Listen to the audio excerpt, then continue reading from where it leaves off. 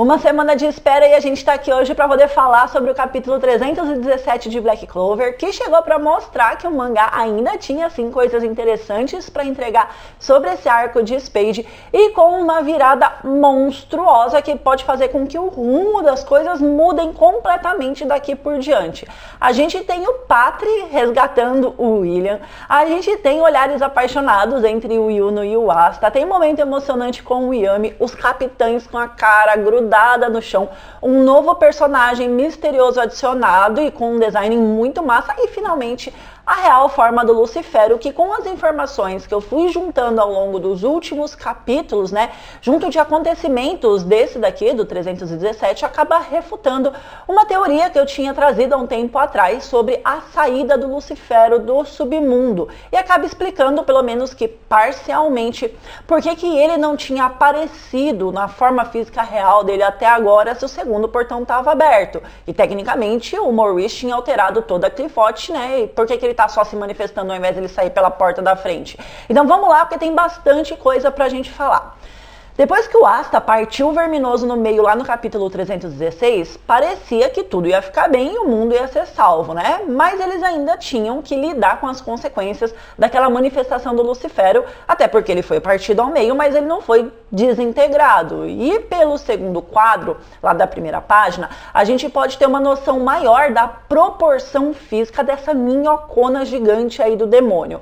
Como ele foi partido ao meio e não evaporou, né? A gente tem uma enorme massa de carne caindo sobre a vila ali na cidade de Spade e, cara, o Tabata fez o desenho através de um ângulo que deu para mostrar perfeitamente que o bicho era enorme. Ele não era uma minhoquinha ou aqueles bigato pequenininho que a gente encontra no saco de lixo azedo num dia de calor de 50 graus, sabe?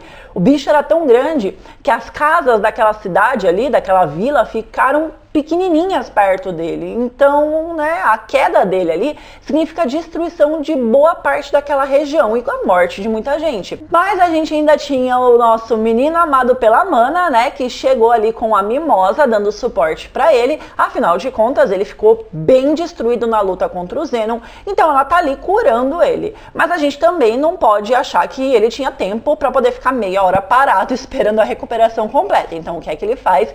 Ele é curado até um certo ponto que permite ele ficar bem, e aí ele parte para o campo de batalha com a Mimosa nas costas dele, terminando de fazer o serviço. Ele chega com a transformação do Euros ali e solta uma flecha combada nas estrelas para poder impedir que essa metade do Verminoso caia ali na cidade. Apesar dele estar usando o Grimório do Vento para poder criar armadura de Euros e disparar a flecha lá e tal, que obviamente é a melhor opção para mudar o curso da queda do bicho, né, ou desintegrar toda ela, dá para perceber nitidamente que ele também está usando o poder de estrelas dele ali para poder dar uma combada marota na flecha, porque a gente vê dezenas de estrelinhas brilhando ali ao redor dele. Assim, ele não tá com os dois grimórios abertos nesse momento, né? Ele tá usando só um, mas é completamente possível os magos usarem a magia deles sem o grimório aberto, sem estar usando o grimório. O próprio Yuno sempre manipulou muito bem a magia de vento desde pequeno, desde muito antes, inclusive, dele ter um grimório, né? Dele receber o grimório dele aos 15 anos dele. Então, é o que ele faz para poder usar ali, né? Ele usa a mana dele de estrelas para dar um boost ali na flecha que sai parecendo um cometa e explode aquela metade que ia cair e acaba salvando uma vila inteirinha. É a primeira vez desde a reunião que teve lá em Clover, em que o Nath explicou tudo sobre a Clifote e tal, que os dois, o Yuno e o Asta, se reencontram, né? Mesmo que de longe. Como já era de esperar, foi um momento fofo dos dois, que eu achei muito bonitinho. O Yuno com aquela feição feliz, né, que transparece muita confiança em relação ao Asta, como se ele estivesse pensando, eu tinha certeza que você ia conseguir, eu nunca duvidei, enquanto o Asta tá do outro lado lá, felizão, porque ele não esperava menos do melhor amigo.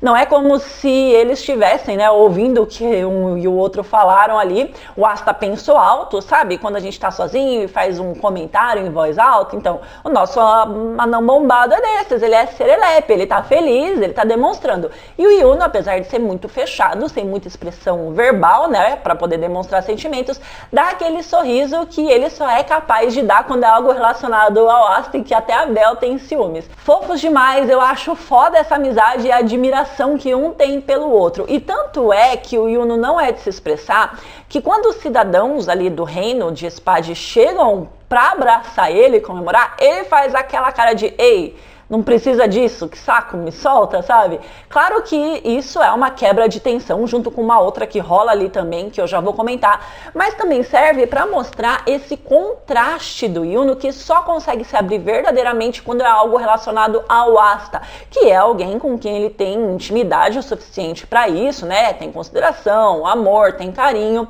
Inclusive eu tô preparando um vídeo de desconstrução do Yuno e do Lucky também, mas são vídeos mais complexos, por isso demora um pouco mais para sair, mas fiquem de olho aí, tá? A gente também não pode julgar os cidadãos ali de Spade por saírem abraçando o Yuno e praticamente colocando ele sentado na cadeira de rei para comandar o reino, né? Porque aqueles magos viveram primeiro a melhor época de Spade com um reinado pacífico e depois eles viram a realeza que comandava lá e que eles amavam, que eram muito gente boa, serem mortas. Eles viram o reino ser tomado pelos irmãos Ógrates, todos eles foram subjugados, muitos cidadãos morreram e o desespero deles foi tão grande que eles deram literalmente as suas vidas para salvar o Yuno, mandando ele para Clover na esperança de que um dia ele voltaria ali para salvar eles e reconstruir Spade. Então é isso que o Yuno representa para eles. O Yuno é a esperança de reconstrução do reino que eles viram ser destruídos. Então agora que a manifestação do Lucifero foi teoricamente destruída e vencida, eles estão pondo para fora todo esse sentimento de esperança pelo qual eles esperaram 17 anos para chegar. Só que como o Yuno não tem um apego sentimental, né, não tem laços sentimentais nenhum com aquele lugar, não é como se ele fosse ficar empolgado junto. Óbvio, ele também ainda precisa assimilar muita coisa para um dia de fato assumir essa região. Tudo é muito recente para ele, aconteceu agora. Eu sei que tá todo mundo lá preocupado com o Yami e o William, coitado, cagaram pra ele tá caindo esquecido lá por todo mundo. Pro Yami até colchão de flores fizeram, mas o William se lasque, cai aí no chão e se vire. Mais uma pessoa, uma única pessoa, na verdade não uma pessoa porque ele é um elfo, né? Mas ele tá ali para poder resgatar o William, que é o Patri, o único amigo que o William teve ao longo da sua infância e da sua juventude. A cara do Patri é um misto de alívio com preocupação, porque, claro, o William é o único amigo humano que ele teve, o único humano com quem ele conseguiu criar afeição. Então ele tá ali como uma forma de retribuir pro William tudo que o William fez por ele uma vida inteira. O William se tornou traidor do reino, sacrificou tudo o que ele tinha e tudo o que ele era pelo Patri.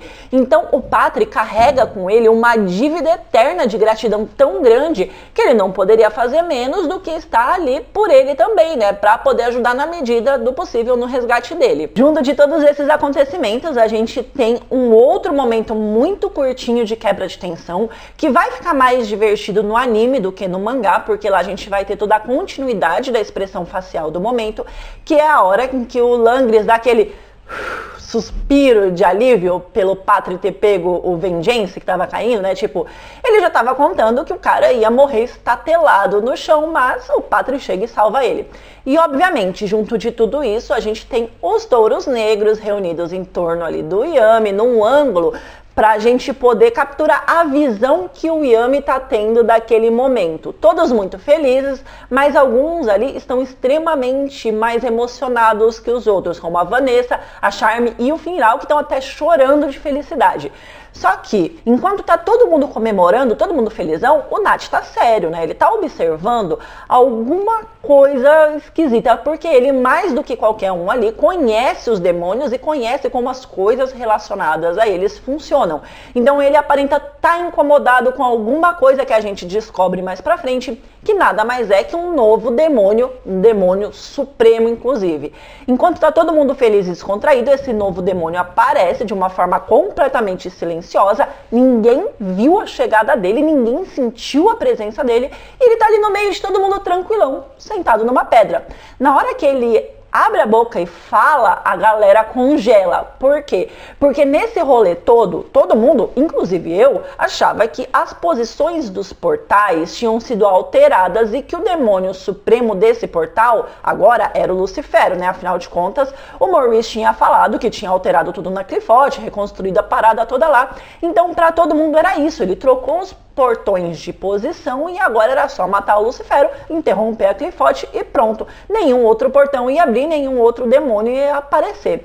Mas não foi bem isso que aconteceu. O que rolou aqui, isso é uma interpretação minha, baseada nas informações que a gente teve até agora, tá, gente? Mas pode ser que mude mais pra frente, se alguma informação nova surgir. Mas pelo menos o que eu entendi é o seguinte: quando o Maurice disse que a magia dele podia alterar conceitos, e se você não sabe exatamente o que é conceitos, eu vou deixar um link aqui em cima do capítulo 312, que lá eu explico bem direitinho, né?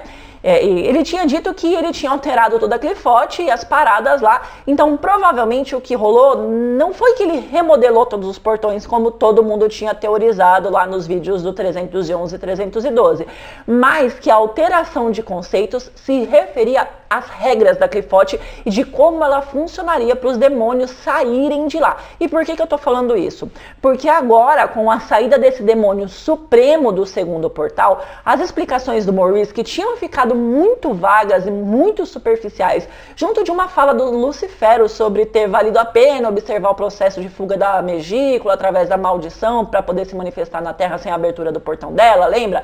Fica subentendido que o Maurice usou a magia dele para modificar o conceito, a regra, a forma como a Qliphothe funcionaria e que permitiria que o Lucifero escapasse de lá do portão dele, lá de baixo, nas profundezas, né, sem precisar da abertura dele. Isso acaba respondendo aquela dúvida de que se o portão estava aberto, por que ele simplesmente não saiu de lá andando, né? Porque ele estava usando uma possessão demoníaca para se manifestar. Porque na realidade, ele continua preso lá no submundo, lá embaixo, no portal dele, né? No portão lá embaixo. Mas com a mudança do conceito da ação da Qliphothe, ele fez um plano para que ele conseguisse sair de forma parecida com o que a Megícula fez. Então ele não conseguiria sair pela porta da frente. Por isso que até agora ele estava tentando se manifestar dessa forma. Isso explica tudo. Mas antes de falar do Lucifero, eu preciso falar sobre esse demônio supremo do segundo portão.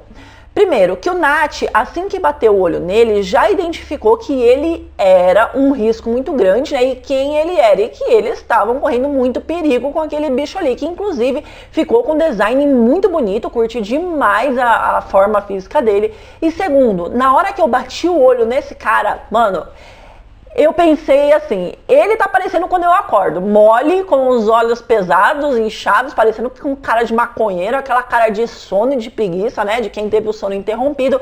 Foi aí que me bateu um estalo. Esse demônio, que não teve o nome revelado, tá nitidamente com cara de quem tava dormindo, o que pode significar que ele seja o demônio do pesadelo, que vocês tanto queriam ver, né? E isso faz muito sentido quando a gente olha pra Dorothy, que tem a magia dos sonhos. Por causa do atributo mágico dela, ela tá sempre dormindo, apesar de estar sempre consciente, ligada em tudo o que tá acontecendo ao redor dela, e quando ela acorda, ela fica com uma cara bem sonolenta, bem parecida com a cara desse demônio aí. Inclusive ontem eu tava falando com o meu psiquiatra sobre sonhos e pesadelos, porque eu sonho praticamente a noite toda e geralmente eu tenho muito pesadelo cabuloso ou um sonho de usuário de LSD de tão bizarros que são. E o meu médico disse que, cognitivamente falando, o conteúdo do sonho ou do pesadelo não tem nenhuma relevância. Ambos são sonhos e não tem diferença cognitiva nenhuma entre um e outro, né? A gente só denomina sonhos de pesadelos porque são conteúdos que geralmente nos dão medo. Então faz todo sentido que, se a gente analisar por esse lado, né, e também por essas semelhanças entre ele e a Dorothy, que eu acabei de citar, talvez ele seja mesmo o demônio do pesadelo. Isso também abriria uma possibilidade para, enfim, a gente poder ver a Dorothy lutando, né, que tá junto ali também, e ver ela em uma ação, né, numa batalha contra ele. Mas vamos esperar o próximo capítulo confirmar isso pra gente ter certeza. Além disso, não ficou muito claro também de que lado esse maluco aí tá, porque eu tenho uma observação bem importante para fazer. Se ele é o demônio supremo do segundo portão, por que ele só apareceu agora? Porque ele já não apareceu antes, cheio de sede de sangue, né? Logo de cara, assim que o portão abriu, pra poder matar um monte de humanos só por diversão. Demônios, com exceção do Lieb e dos demônios do Nat ali, eles são só isso. Eles são maus só por serem maus. Essa é a definição mundial de demônios em qualquer religião que você procurar por aí. Quer dizer, qualquer uma que acredite em demônios, né? Então, o mais provável é que ele, sim, tenha saído logo que abriu, mas que ele tenha só ficado ali em algum canto, despercebido, só observando toda a parada rolando até o momento, né, que fosse conveniente para ele. E ele chegou ali sem ninguém perceber, então ele também podia ter ficado ali um tempão no meio da galera sem ninguém ver que ele estava ali, né, sem ser notado. É fácil para ele, já deu para perceber. Mas a fala dele aqui tem um peso bem grande, porque traz uma ambiguidade que deixa a gente na dúvida sobre as intenções reais dele, né? Isso é uma das coisas que faz com que eu tenha achado esse capítulo tão bom, tão maduro. Ele olha pra galera e pergunta o que eles estão comemorando, né? Por que eles estão ali tão de boas, tão descontraídos e tal? E dá um aviso dizendo que quanto mais rápido eles saírem dali, melhor. Fica parecendo que ele quer meio que dar esse aviso como uma ajuda para os humanos, mas por qual motivo ele faria isso se ele é um demônio, né? Ele ainda reforça que eles deveriam sair dali o mais rápido possível, porque a manifestação do Lucifero já está na metade, então não fica claro se ele realmente está dando uma ajuda ali, seja lá por qual motivo, ou se ele só está tirando uma onda com a cara deles, insinuando que eles são tão fracos que deveriam fugir como uns ratos, porque o Lucifero e acabar com todo mundo. E talvez, né, sabendo que o Lucifero tá puto por terem interferido na manifestação dele, ele simplesmente não quis se envolver ali numa treta, porque essa briga é do Lucifero, deixa lá pra ele.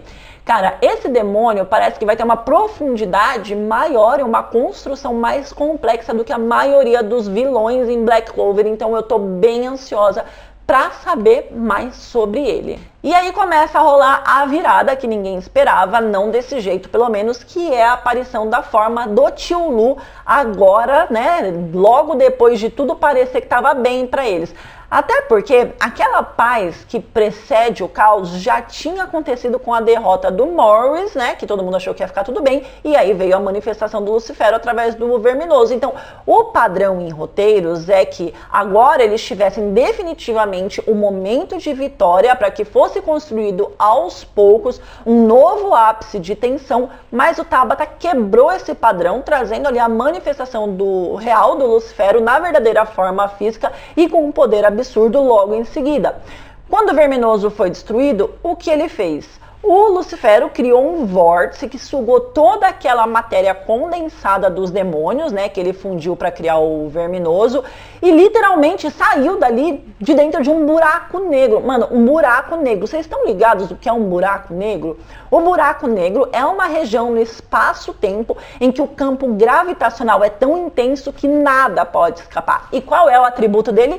Gravidade, né? Como que se forma um buraco negro? Na real que a gente tem dois tipos, os estelares, que se formam quando uma estrela de massa muito grande morre e explode, e tem os supermassivos, que se formam com imensas nuvens de gás ou milhões de estrelas que colapsaram sobre a sua própria gravidade.